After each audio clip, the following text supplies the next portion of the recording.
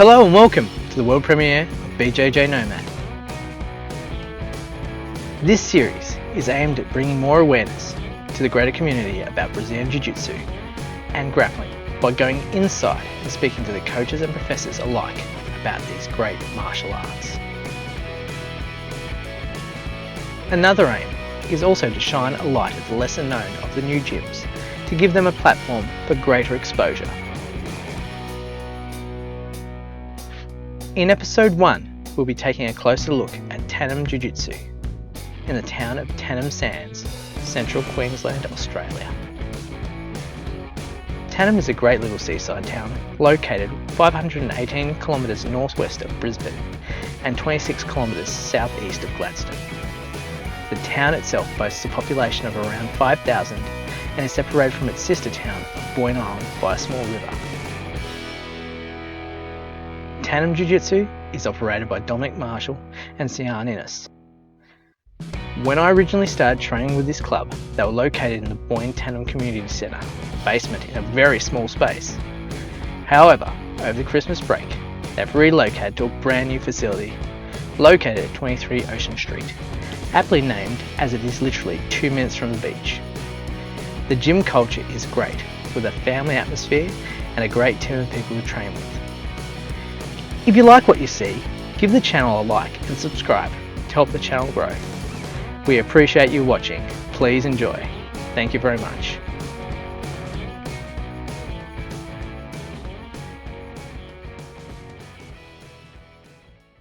So hi guys, Jez the Bjj Nomad here, and I'm with Mr. Dominic Marshall. How you going, everyone?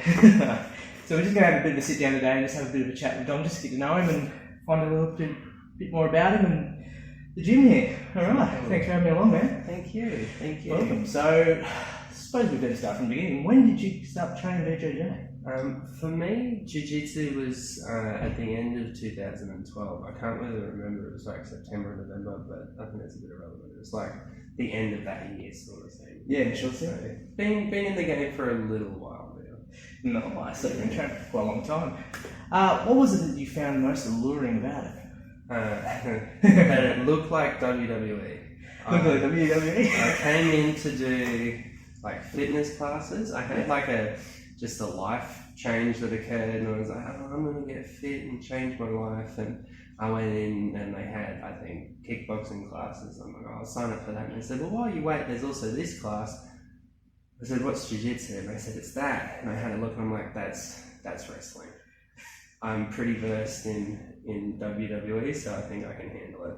And naturally I got my ass kicked. But that was pretty much it. I was like, I'm going to stick with this forever. Nice. Have you done any other martial arts at all? Or? Not really. I did Taekwondo when I was like 7 or 6 through to 8.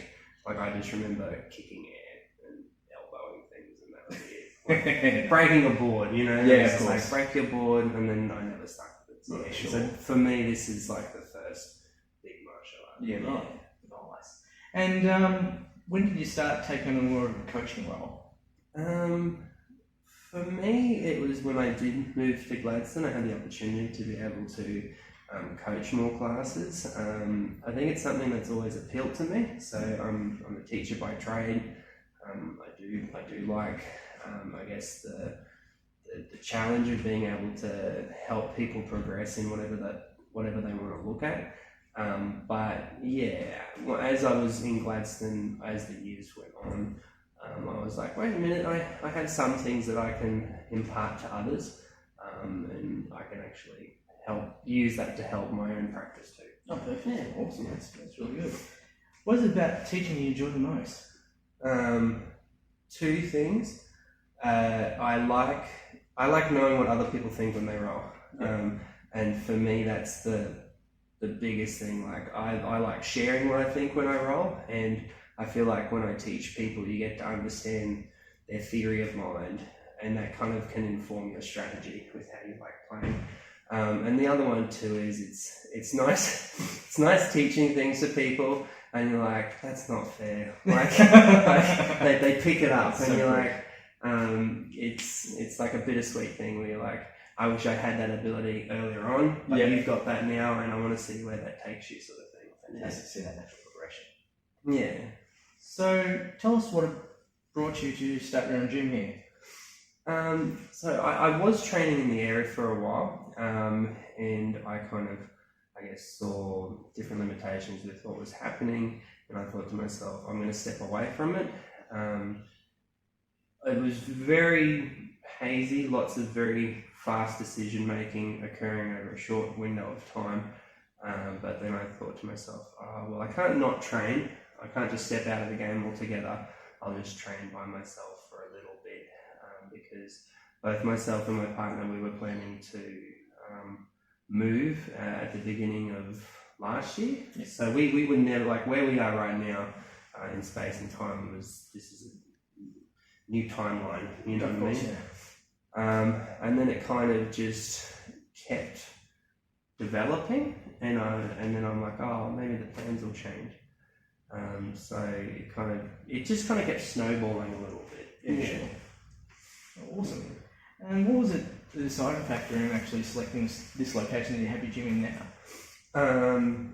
The beach. The beach. We did look at a number of different spots, so we sussed out, what was going on online, on realestate.com, or what, going into the real estate agents going, what else is out there that you're not listing?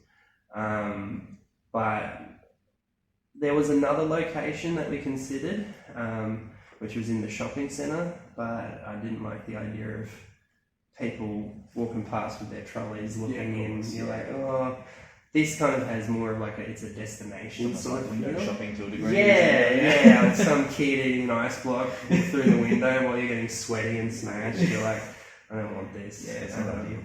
But no, and we were very fortunate to get appropriate pricing for this too. So it felt right. It felt right. Great location, like literally the beach. You can see it straight out there. It's just right there. Yeah, it's awesome. So how did you find the process of opening a new site? Fast, just because I had a lot of push from the members. So yeah, of course. They were just like, when's this happening? Why is this not a thing? They're like, we're sick of the library. Come on, we need to move into the next big thing. And for whatever reason, in that moment, I was like, I got to just do this. So I think one time I was meant to go to the shops, and I was like, I'm just going to go for a lap around Tannum and just see what's out there. So yeah, it all moved very quickly. I think we settled on this spot early on, but it was just knowing when it was going to start. So we first planned to be in here, I think about end of November or early December, but as things turned out, it started fresh in the new year. And I think that kind of was nice. It kind of aligns. It's like a new chapter sort of thing. Yeah, awesome. Great. What was the experience like in your first week of full classes? I got smashed. I'm suffering for it now. Like seeing my partner, she's like, we had to sit down and talk. It was actually last night. She's like, you're actually doing too much, and that's probably why you've got a cold. I need to learn to pick my moments to rest more, sort of thing. Yeah, of course. It was very much hanging in there as best as I could, but then I think halfway through the second week, things were making sense. Like I got a little bit worried that when we were running the classes, because there was so much on offer, and to an extent, I need to kind of tighten up shop a little bit. Just how I'm structuring my classes. I was like, I'm just throwing tech at you and roll, you know what I mean? Whereas back in the library, I did like that experimental, hey guys, try this, roll this way, bring it back, feedback, layering it in. I want to get back to that state again. Yeah, for sure. Yeah, no worries. But I'm not dead. So no, you're not dead. That's the main thing. That's good, because we don't want you dead. How do you influence gym culture? That for me, that's like a very tricky question. It is extremely tricky.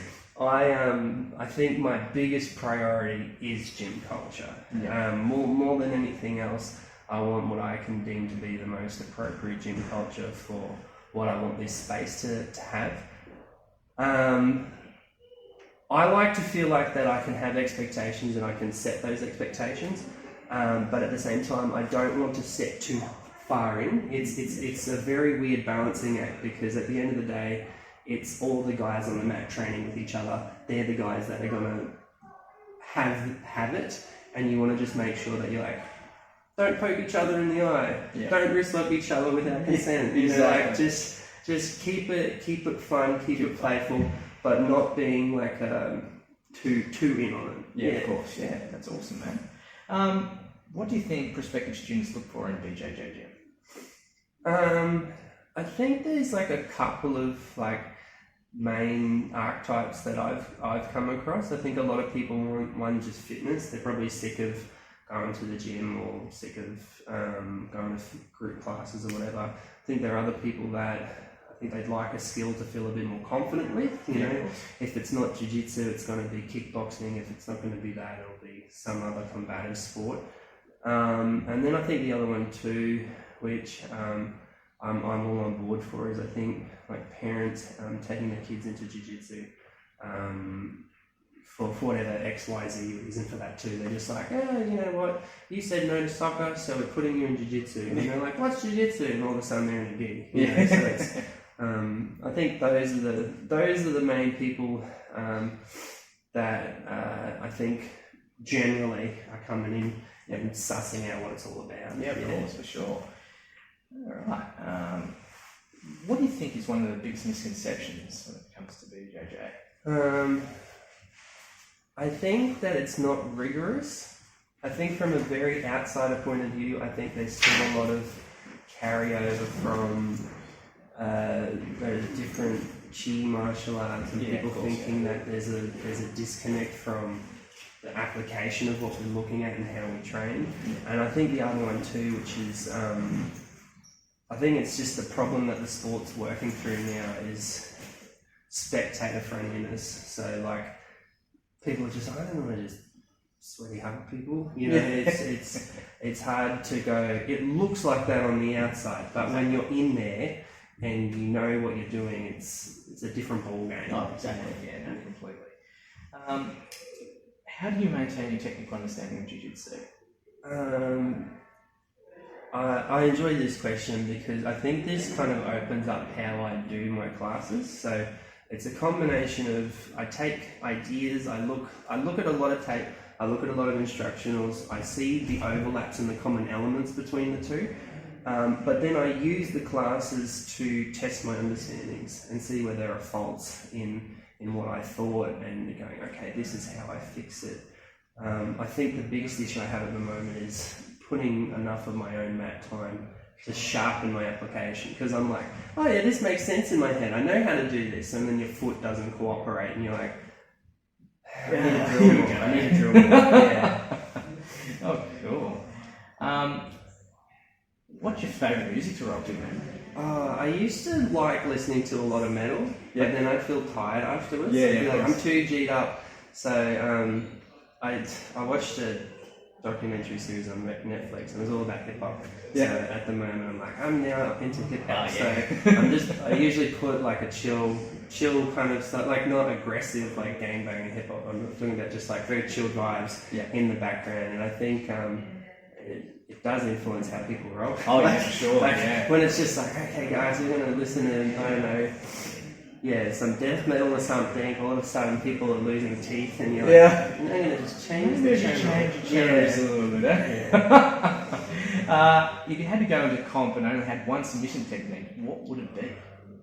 I would go for an armbar, because I feel like, for me, when I attempt other submissions and I fail, the armbar somehow can be manoeuvred from there. I would say an armbar. I try my luck to tried and true test method. I like it. Which do you prefer more, gi or no gi? I used to love no gi. For whatever reason, it clicked in my head. But recently, I'm shifting back into the gi. There's a lot to unpack in there, so I always get really G'd up for the gi classes. Oh yeah, for sure. That's wicked, man. What's your message that you want to send to prospective students?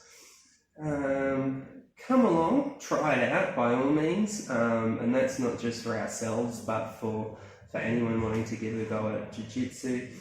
And I think, and I say this with like a positive intent to it, but train for the right reasons. You know what I mean? I think a lot of people can come in with very skewed visions of what this can mean and what it's going to serve for them. But come in with an open mind, and you'd be surprised, I guess, the sort of people that you get to meet, friends you get to make. It's like, you know, people come for I can choke people, but I think they end up staying because they're like, wait, this is actually a really cool group of people, and I enjoy hanging out with each other, and all of a sudden I'm less tense in my life because I've got that sort of thing. So yeah, I'd say train, have an open mind, and make sure you're doing it for the right reasons. For sure. Yeah. Wicked. And the last question we have, why should they choose Tannum Jiu Jitsu as a jiu-jitsu? I think I'm all about just jiu-jitsu. Yeah, keep it simple, just do jiu-jitsu. So if people are wanting Brazilian Jiu Jitsu, that's what they're going to get. They're going to get that experience. We also, you know, I can sell the what is it, the real estate, location. I can sell all of that, but we have a very cool group of people. Everyone's very relaxed. You know, I always say to new people who come through the door, these are the same blokes where you're going to roll with each other, get sweaty, a little sore, but then you guys are going to go for a beer afterwards down the road. It's just very casual. So if that's something that appeals to those who are listening, join in and bring a six-pack. Bring a six-pack. Bring a six-pack. All right, Dom, thank you very much for your time, man. Awesome. I won't hold you up any longer. Thank you. Have a good one. Cheers.